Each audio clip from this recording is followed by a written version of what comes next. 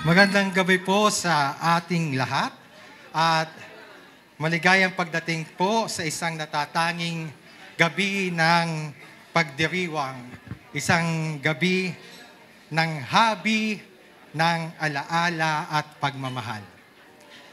Ngayong gabi ating pinaparangalan ang dalawang mahalagang haligi ng aming buhay, ang aking kapatid na si Jella, sa kanyang ginintoang kaarawan, at ang aming minamahal na ina na si Mami Olga, sa kanyang kahangahangang 80 taong pag-iral.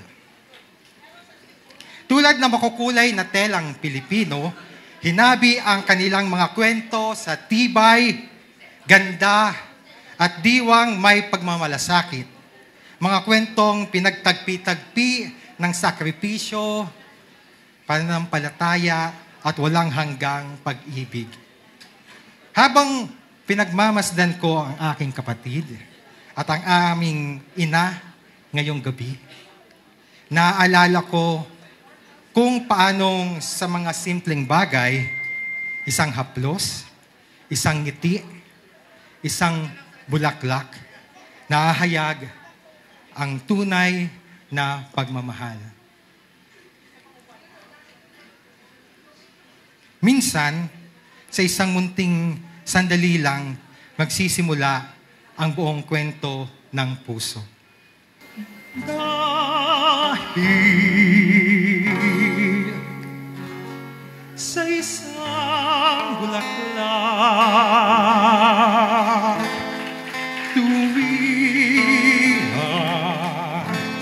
ang pag-ibig,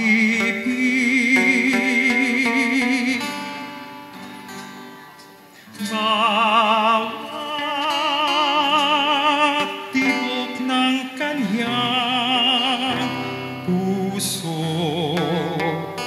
ay luha at paghihirap.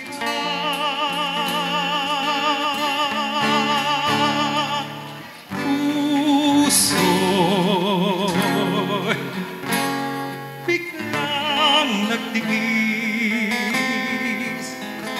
tumiras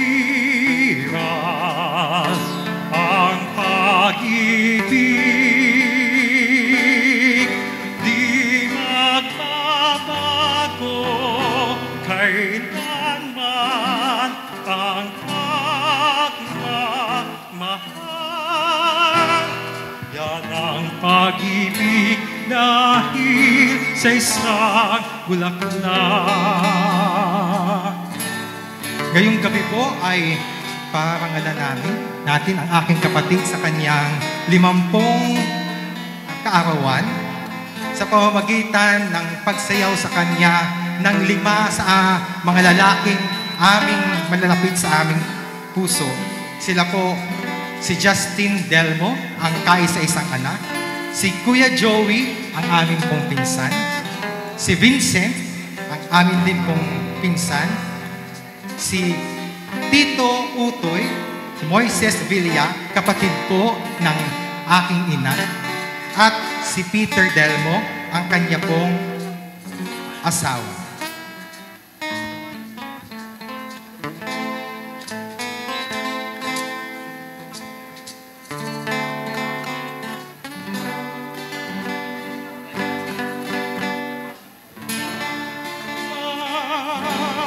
Tibok ng kanyang puso ay luha at pag-ibig.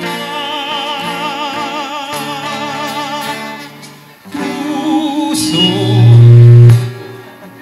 sa diyang nagtiis, umiral ang pag-ibig.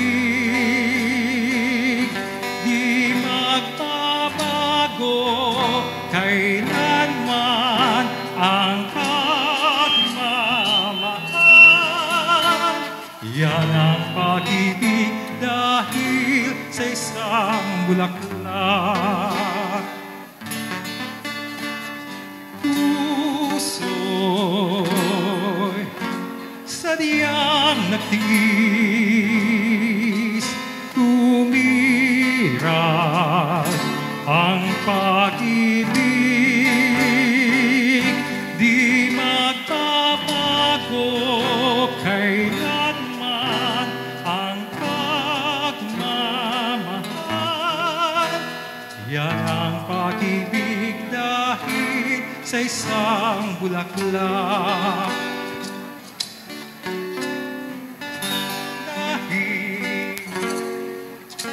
Sa isang bulaklak, tumirag ang pag-ibig. Hawak ang puso ay luha at pag-ibig. Puso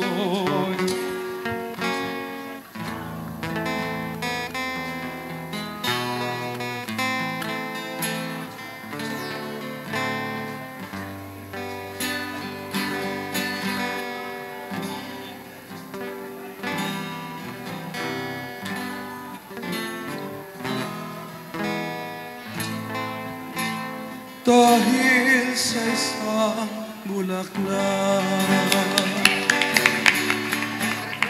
dahil sa isang bulaklak,